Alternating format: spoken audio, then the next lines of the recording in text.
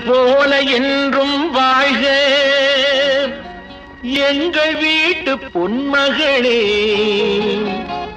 வாழை கன்று போல தலைவன் பக்கம்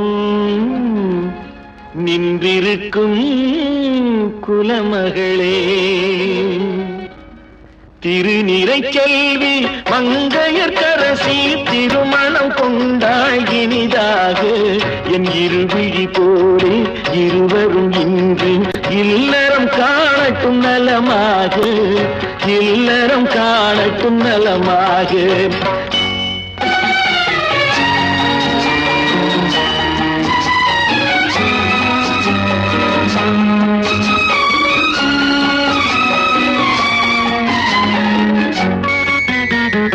மஞ்சள் குங்குமம் மலச்சூடி மணமகள் மேடையில்